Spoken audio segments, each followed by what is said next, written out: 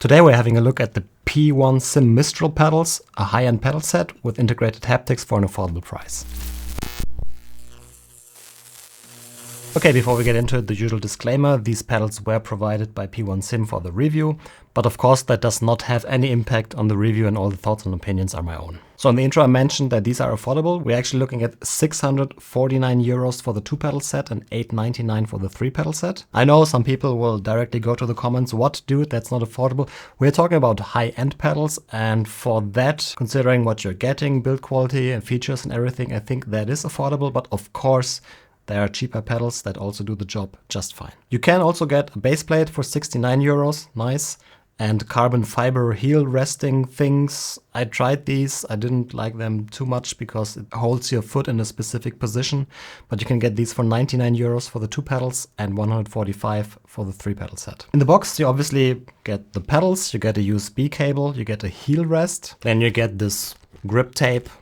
You probably know it from skateboards. You can put this onto the brake if you do not like the slippery carbon fiber, even though I don't think it's that slippery, but this comes in the box. You also get tons of screws to mount this. You get a stiffer spring for the throttle, but even the default spring already is relatively stiff. I like that. And it also comes with 2 different elastomers in case you want to modify the strength of the brake pedal a bit. And it's all presented in this nice looking box. When ordering, you can actually pick different accents for the colors. I mean, of course, why would you not choose purple if it's available? Okay, that joke is getting old, but you probably know by now that I'm a big fan of purple on aluminum anodized parts. But you can get a variety of colors. You can also do black. There are also white pedal arms.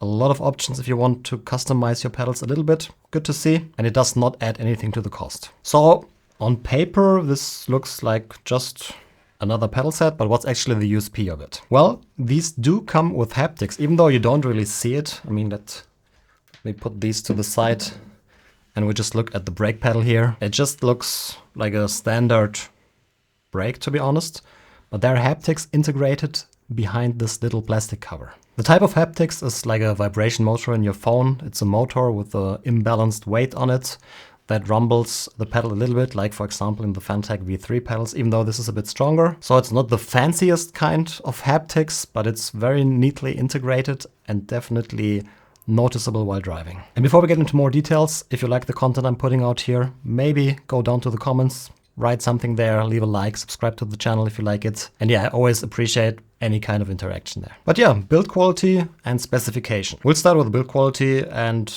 I feel like I'm repeating myself these days in every review. The build quality is excellent. I couldn't really find any flaws in this. We're seeing a trend in pedals that go away from that laser cut steel stuff, which just does not look very pretty, to CNC'd aluminum.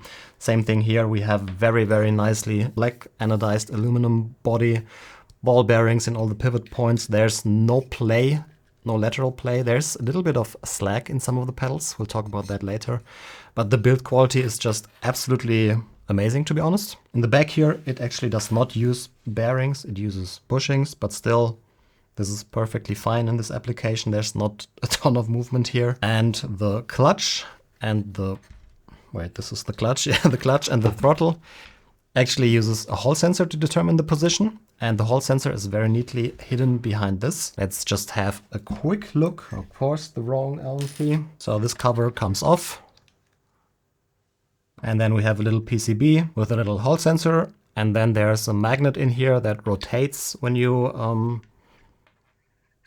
push on the pedal, and that measures the position and then gives that signal to the electronics, which then will be converted into a signal for the game, or sim, sorry. Interestingly, there's also this little Hall sensor on the brake. You can see it here. I don't know why you don't really want a position sensing brake. I mean, some manufacturers of sim racing pedals disagree, but this is not what you want. It is in there. There's the same PCB in there. It's also connected to this board. But I took the brake apart, I removed the load cell and then checked if it still gives a signal, and to me it looks like it doesn't do anything. Maybe there will be a mode in a firmware update or so where you can switch from pressure measurement to travel measurement, but at least in the firmware that I have, or I couldn't find it in the software, I don't know, it's not in there. Then, I mean, obviously the brake has a load cell in here, in the stack. In my opinion, the best implementation how you can do it, to have it directly in this elastomer stack, because it does not get more linear from pressure application to pressure measurement. If you have these other, like these bar kind of load cells, there's always some sort of non-linearity, but that's not a big problem. I mean, you can calibrate that out, but I think this is the cleanest way to implement a load cell in a brake. But we will actually start with the throttle pedal. So let's put this to the side here. And this is how the throttle looks. This is actually a throttle pedal with quite some resistance, and this is the weaker spring. I haven't even bothered putting in the stronger spring because that is already quite significant. I mean, if you remove some of the preload, you can probably get it to be a little bit lower, but I preferred it like this. It came like this out of the box. I liked it. I didn't change it. I didn't even try the other spring because, like I said, this already is pretty strong. So if you like a throttle pedal that is very, very, very weak, maybe get something else. I mean, it gets a little bit better if you remove the preload, but it's still nowhere as light as some other pedals that I've reviewed. If you want to swap out the spring, all you need to do is like remove this rod here. 1000 years later. Then it comes off. You can remove the spring after removing the nuts and then screw it back in for another 2000 years. And this is also how you adjust the angle of the pedal arm. As you can see, as I'm screwing the rod back in, the angle gets more, well, the pedal goes to the back. My English is not good enough to know how to call that. Leave a comment down below and let me know how this is actually called. But yeah, let's put it to a relatively upright position. In general, I do have to say the adjustment of these pedals, you can adjust a lot, but it's not something which is easy and quick to be done. I don't think that's a big deal because how often do you actually do adjust your pedals, but it might also discourage people from doing the fine tuning, and that's the worst thing you can do. Like if you do not configure and set up the pedals to your personal preference, you will just lose time because everybody's different. I'm not a big fan of this, hey, what settings do you use? I will just copy this and then immediately will be as quick or as slow as you. Everybody's different. Don't be afraid to play around with the pedals and see what you like and not what somebody else on the internet likes. Even though, I mean, when somebody on the internet tells you that this and that is correct, then it's correct. So yeah. Then, like I said, strength, either the stronger spring or via preload. There's no different mounting points to the pedal arm. I would have loved to see that, but it's not possible here.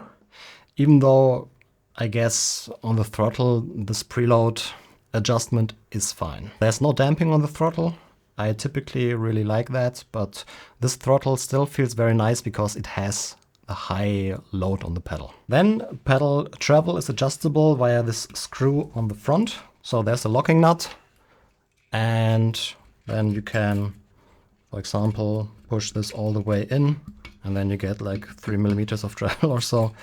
Very easy to adjust actually. This is one of the easier things for adjustment. Just don't forget to calibrate the pedals because the software doesn't know that you changed that. And you don't want to drive around with only 90% throttle or so. So set it to your liking and then calibrate. Pedal face, carbon fiber, odd shape, but feels good even with socks. Very, very smooth, no sharp edges, no... I mean, on the back it's a little sharper than on the front, but who cares? If we remove these screws, you can adjust the height in 2 positions. And in the back, there's also haptics on the throttle. We'll take it apart on the brake and then I'll show you the motor. So on the brake, adjustability, very similar. Pedal angle, adjustable via the rod, depending on how much you screw it in or out. The pedal face is a bit bigger, also adjustable in 2 positions. Let's actually take this off.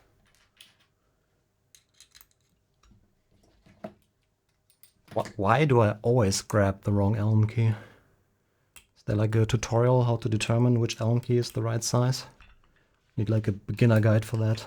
But yeah, so 3 positions. This is actually the screw hole for the cover of the haptics, which I think now is the smaller size. Yes, first try. So this comes off like this. And then if we remove the cover, this is what we are getting. So you see this little thing here on the motor. As the motor rotates, it creates, since this is not a symmetric load, it creates a wobbling effect. It's not super strong, but I think it's good enough. But it doesn't compete to something like a butt kicker on the pedals or something like the Symagic haptic reactors. Even though the new Symagic haptic Neo or whatever it's called uses a similar concept. The advantage, it is cheaper. The disadvantage, it's not as strong, it's not as fast, it doesn't have the highest fidelity, but still I think for most effect this is more than good enough. Let's quickly put it back together here. Wait, no, I wanted to actually show you how that looks. So let's quickly plug it in. USB type B cable, I think. Regular USB cable. Where's the mouse? Here. This is just controllable via SimHub, which is great because SimHub is just the best software for this kind of stuff. Also for motion now. But you can see if I go to the test mode, this is what happens when haptic feedback is being put out by SimHub. All right, let's put it back together. Need to do this first because one of the screws from the pedal plate actually collides a little bit with this cover, but it's not a big deal if you put it together in this order. So again, here are the 3 holes for the 2 positions, since you always need 2 screws. All right, we also have the end stop on the brake, but don't use it. It's only there because the other pedals have it as well. I don't know why they mount it. I mean, could just leave it away and save a little bit of money, but yeah, it's there, but you're not supposed to use it. Then the brake stack, load cell in here, 2 elastomers. Swapping out the elastomers is a tiny bit cumbersome. You want to loosen these 2 screws and then screw out this rod. Again, this takes like forever. In general, adjustability on these pedals is good, like the options you have, but it's a little bit cumbersome to actually do it because it's not effortless like on other pedals, for example. So you want to take this out, and then another problem, if it's mounted to the rig, for example, like, I mean, gravity, this thing always is facing upwards, and if it's mounted on the rig, you need to fish it out somehow. And then you can see here, it's pretty hard to capture this on camera, this little white ring looking thing is the load cell. So if we actually try to take this, can we take it out? Yes, we can. So, oh, we are still connected. We don't need that. So here, this is the load cell where the elastomer stack pushes against. So as you can see, it's directly in line, like for example on the SimLab pedals, or Wave Italy is doing it like that. There are some that use this kind of load cell. I don't know why not more are using this concept. I think it's great. I don't know, maybe these load cells are a little bit more expensive than those that look like a bar. Brake pressure, more than sufficient. And yeah, these are the 2 elastomers. There are 2 more in the box, so you can customize it a little bit. No spring options in the box, but I don't think it will be a big problem to replace one of these with a spring. You might have to 3D print a little spacer maybe to hold the spring in place, but I don't think it's a big issue. Maybe P1 Sim should offer springs in the box because some people don't like elastomers.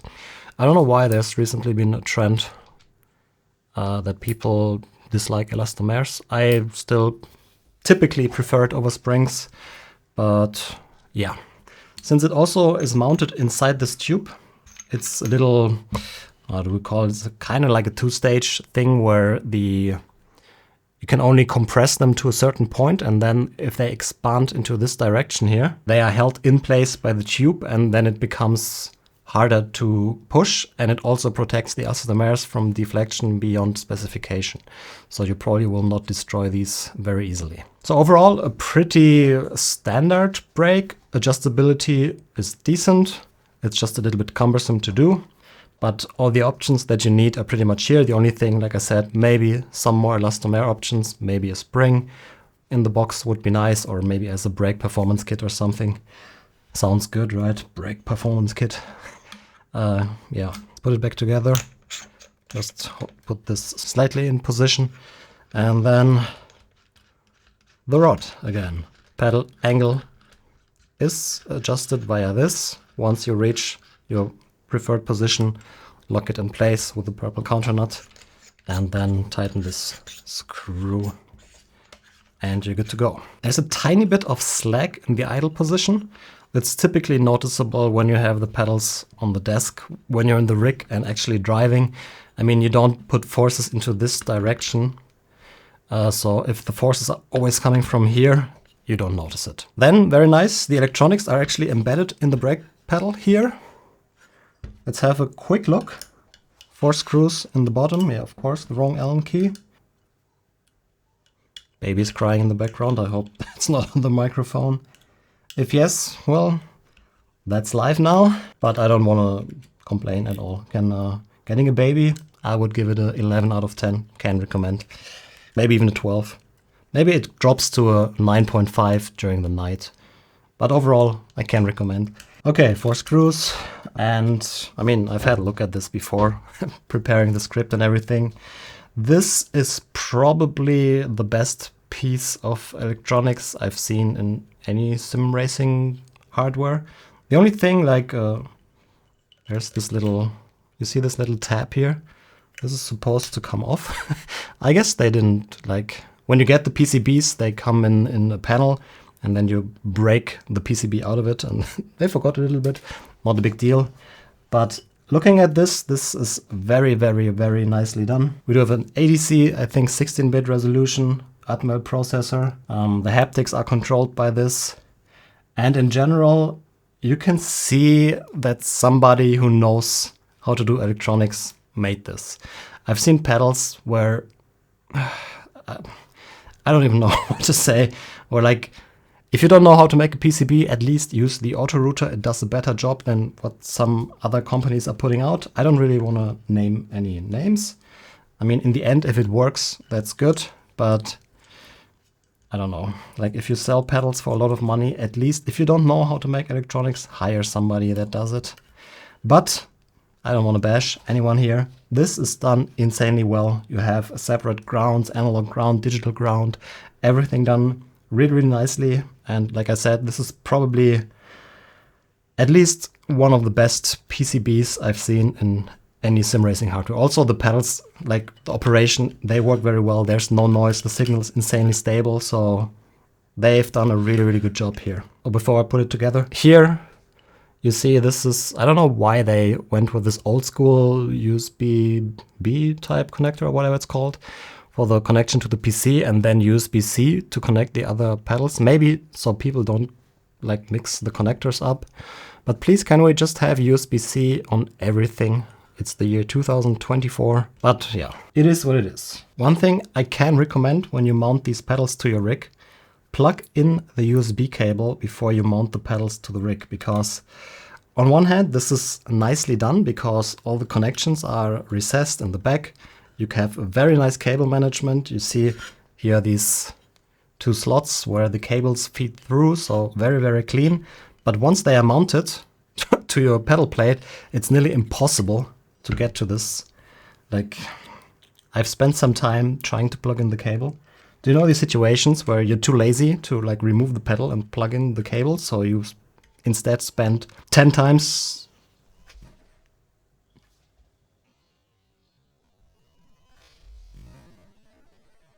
Can you like get out, please? We'll just continue. Hope for the best. If this video doesn't get published, oh well, you know why. Well, actually, you don't know why. Oh well. Nope. I need to remove this thing. One eternity later. All right, that's it for the brake. The clutch, I mean, it's basically like the throttle, just with a nonlinear actuation. There's a little, how do you call this? Like a mechanical thing that makes the pedal nonlinear. The spring is mounted nicely in the bottom of the pedal. Looks very clean. Again, angle of the pedal adjustable. You cannot adjust the position of the whole thing, by the way. You can only adjust the pedal arm angle with these rods. But yeah, I mean, it feels good. It feels as good as any other good clutch. I never use a clutch, so I'm just not that qualified to really tell you that much about it. Then if you get the pedal plate for 69 euros, it's very nice, made out of thick steel. It definitely will not flex. It has the mounting point for this heel rest. It's adjustable in position, forward, backward. Then here you can mount the pedals. A little bit of left-right adjustment possible. You can mount 2 pedals, 3 pedals, whatever you want. It's not the widest pedal plate, but I think it's good enough. And you can also get these fancy carbon fiber heel rests.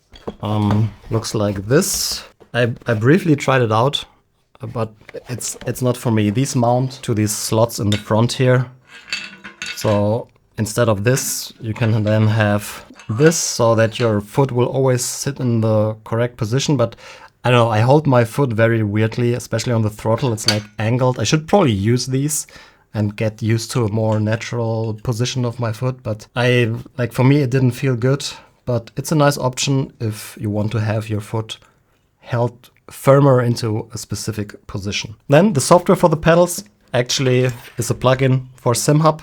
I would say I'll hop into the rig. We'll also travel back in time like 3 months. I wanted to publish this review, but then the whole baby thing cost a little bit of time. So the software part and the driving part was recorded a few weeks ago. But after we've done that, we'll travel back in time to nowadays and I'll give you my conclusion. All right, let's have a look at the software, which is actually integrated within SimHub for the P1 pedals. I mean, it's not a part of SimHub, but it's a plugin that you install and then you have it in SimHub. Not a big deal, I think. I mean, most people use SimHub anyways. If you do not, then you should just like pause the video, download SimHub, play around with it. It's a really, really good software. But yeah, basically download their plugin, install it. Then you see P1 Sim Control Center on the left side here. And then you have the pedals. You see the calibration here. You can do the calibration and dead zone adjustment here. So for example, I want to calibrate the brake. Go to calibrate. It will look weird before you put any pressure on it, but then you will see in real time how much you are pressing onto the pedal right now. You can see like it flexes quite a bit.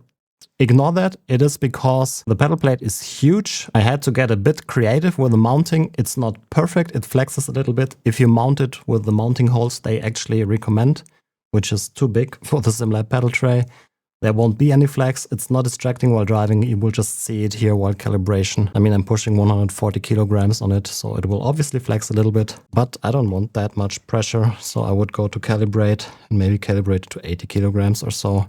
It's good that you see the raw value because then you can create a reproducible calibration. You know, okay, it's always 80 kilograms. You don't have to like try to feel how much it is. And I always dislike pedals that don't show you that number and all you do is like press the pedal and then good luck in reproducing the setting you had before. But yeah, calibration plus dead zone, very, very easy. You want, for example, 28 is like what it would saturate at 58 kilograms now.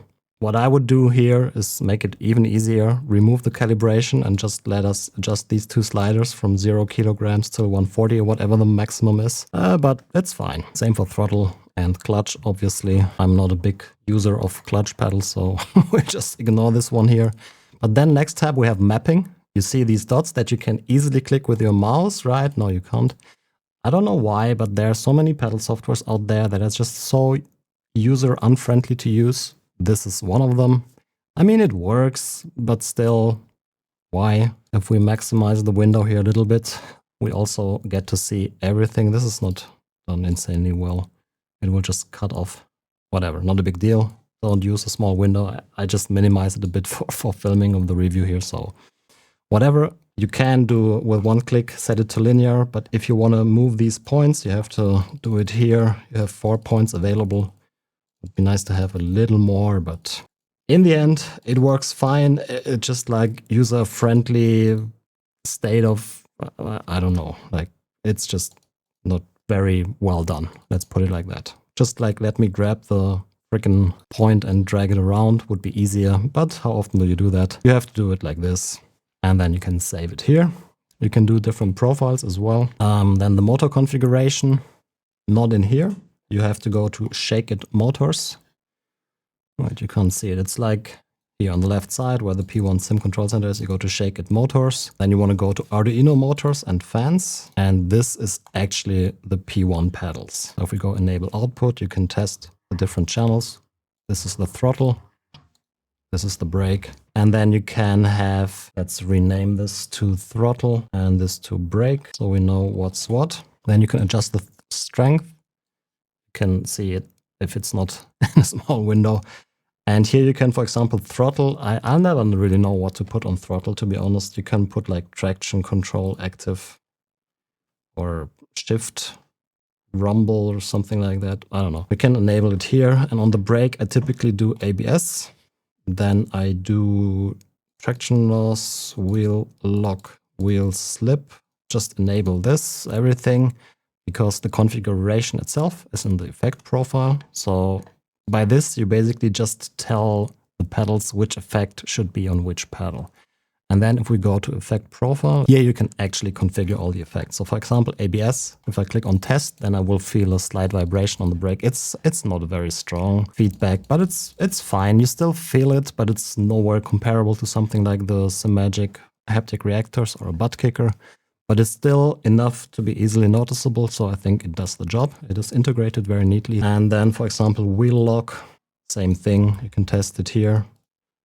For whatever reason, if I go to mono, it doesn't work. If I go to corners, it works. It's the same with the Symagic stuff. I haven't really figured out why that is. Let's turn that up to the limit and maybe also have traction control. But like if you do iRacing, iRacing doesn't support it. So play around. There are tons of settings in here. You have ABS, acceleration, custom effects. You can do even more stuff. Deceleration, gear grinding, gear shift. You see it. There's tons of stuff. Just play around with it a little bit, what you feel useful. For me, it is mainly ABS and wheel lock. But I would say we'll just hop into the game, drive a little bit, and I talk about the pedals. All right, here we are, Porsche GT3 around Imola. We've just done this combo in past All-Stars. I mean, I don't know when I released the video, so yeah, not really. It's been quite some time, but let's go back to the video. And you can see tons of travel on the throttle. Feels really, really good. The resistance isn't crazy high right now, but actually I like it how it is right now. Let me actually put on an effect onto the throttle so we can actually feel something here. We'll do the gear shift stuff. Some people like to feel it on the throttle. I find it a little bit irritating, but at least we have some effects on here right now. And like to describe how it feels with the vibrations, it's pretty much like an old phone strapped to the pedals. That's probably the best way I can describe it. It is not super strong, you can feel it, it's just fine. But something I noticed right now, it's also for downshifts obviously, and then it will still like be at the same time as the ABS stuff. So yeah, I would just like whatever. I don't know what to do with haptics on the throttle. Even traction control I do not find very useful, to be honest with you. But yeah, just play around with it, see what you like. Only because I don't like it doesn't mean that it's bad. Pedal faces are very comfortable. I was a bit worried with the slightly... I mean, it's a very flat surface, which sometimes cannot feel super comfortable with socks, but it's perfectly fine, feels good. Throttle, like I said, throttle a lot. I like it. I like to have a lot of travel on the throttle. So yeah, this feels very good.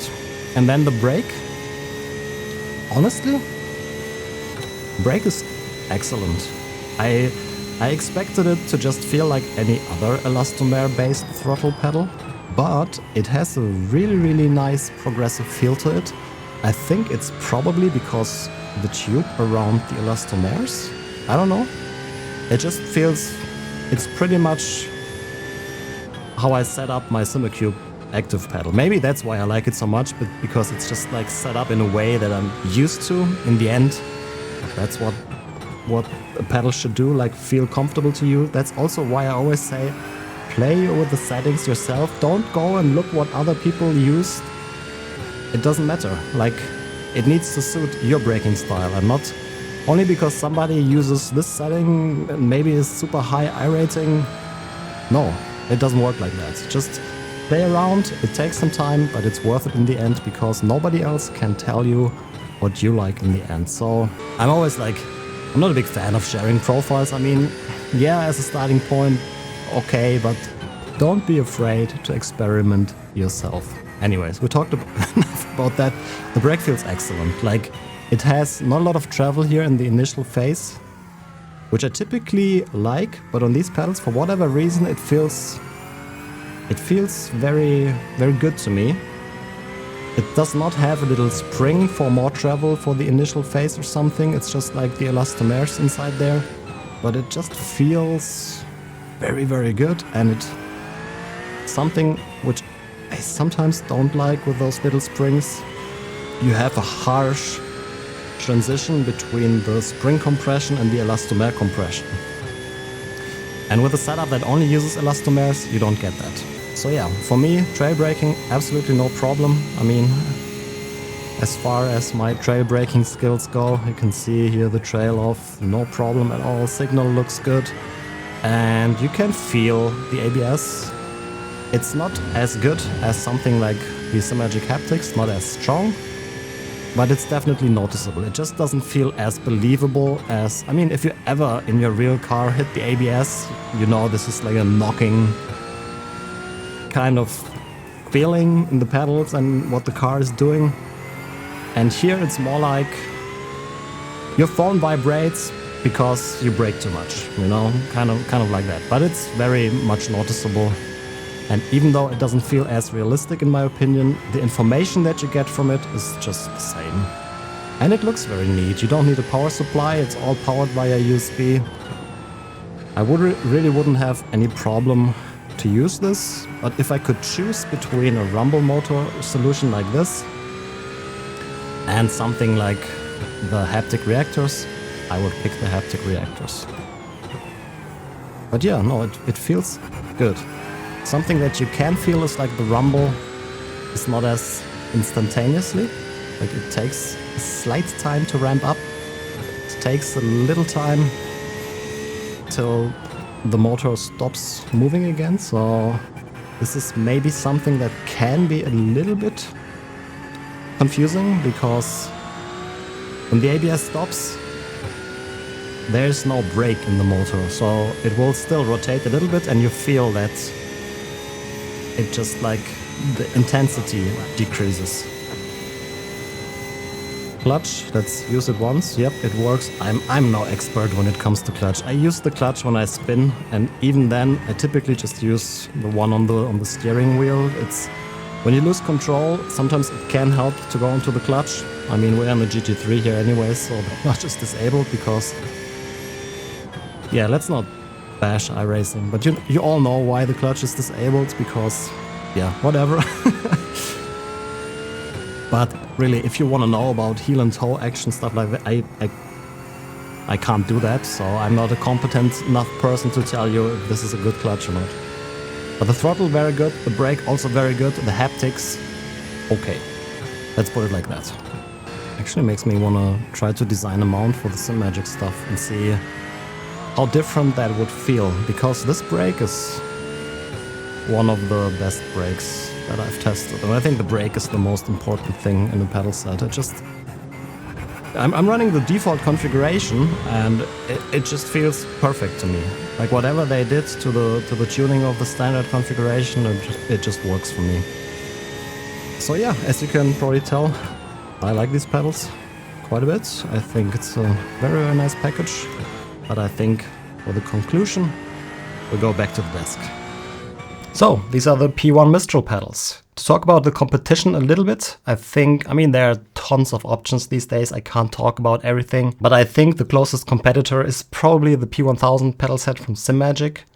Also, insanely nice build quality, comes with haptics, not in the box, not as neatly integrated, but the Symagic haptics are better than these. I would say overall that these pedals are a bit better than the P1000, or like, is there really a better or worse in these regions? There's probably more like something that suits your specific driving style better or worse than other pedal sets, but it's really hard to say that this pedal set is better than another pedal set. We're at a level where everything is so good, it's really hard to buy something that sucks. And these are great pedals. Integrated haptics, very nice. I mean, the haptics itself, the rumble type haptics, is probably my least favorite type of haptic effect that you can do, but still, for something like wheel slip or so, I wouldn't really use it, or like a thumb effect when you shift or so. I mean, do you really need that on the pedals? It is definitely good enough for ABS or tire lock or something more basic where you don't have too many details in it. It's definitely noticeable, but if we compare it to the SimMagic haptics, it's not on the same level. Like if I put these to 100% and compares maybe to 20-30% on the SimMagic, especially the ABS vibration effect on these haptic reactors from SimMagic feels way more natural than the vibration feedback in this.